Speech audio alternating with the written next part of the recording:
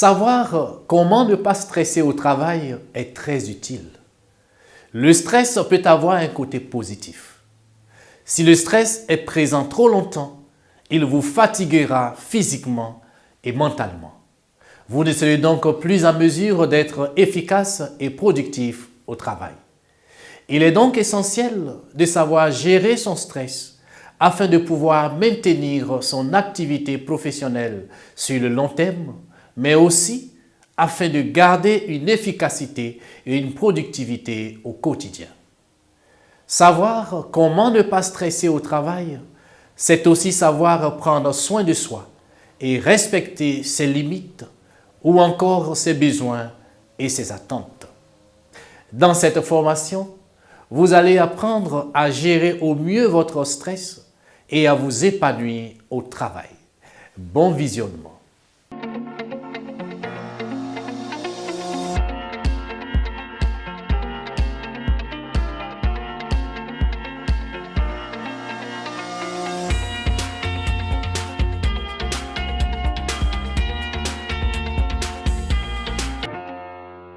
Bonjour chers abonnés et vous qui me suivez sur la toile.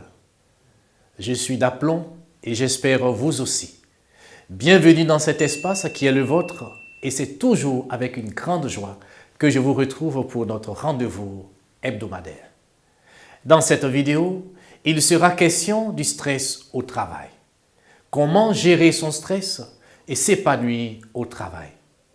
Je vous expose 2 des 5 clés efficaces proposées par Julien Godefroy pour savoir comment ne pas stresser au travail et développer cette véritable qualité de vie.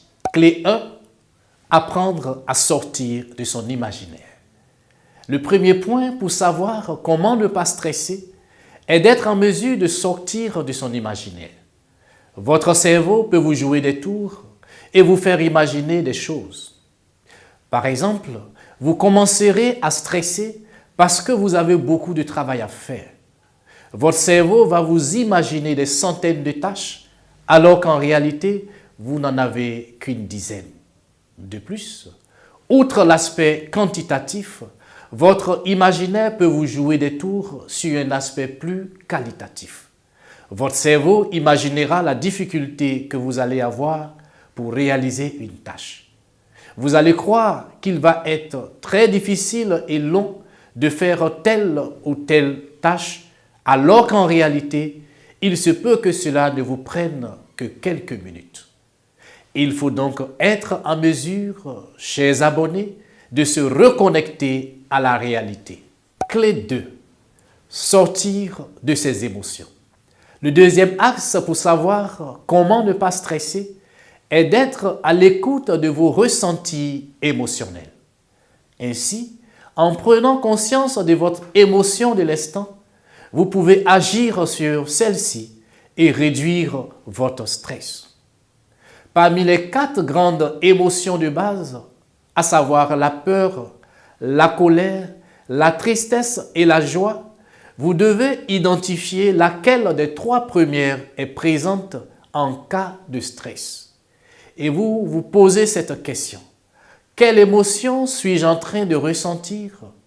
Est-ce de la peur? Est-ce de la colère? Ou est-ce de la tristesse?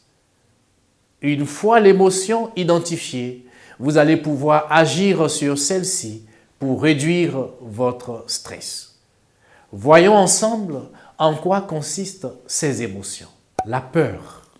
La peur est une émotion qui se présente lorsque vous considérez qu'il y a un danger.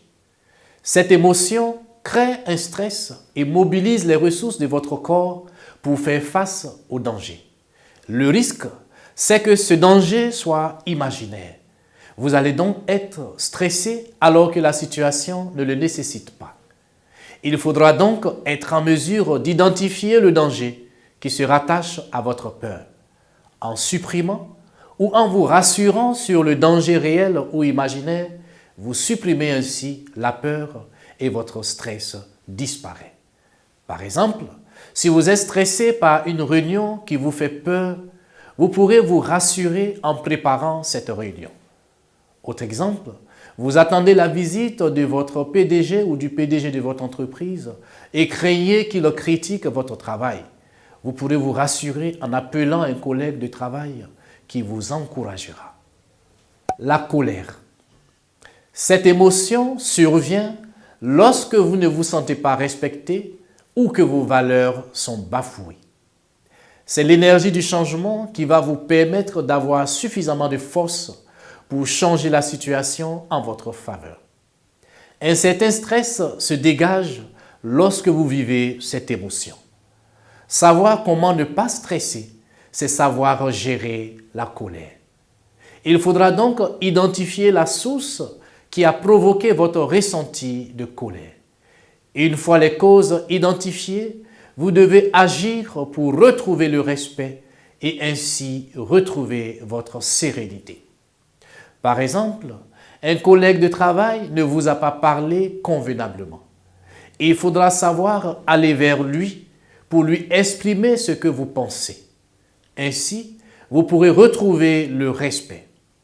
Attention à ne pas oublier d'utiliser le protocole de communication non violente pour vous exprimer convenablement et avec respect. La tristesse. La tristesse est une émotion qui apparaît lorsque vous connaissez un manque.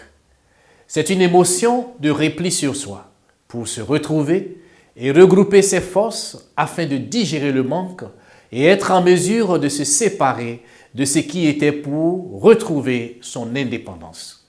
Vous êtes donc dans une situation inconfortable qui peut vous stresser. Soit vous pouvez vous retrouver, combler ou remplacer le manque.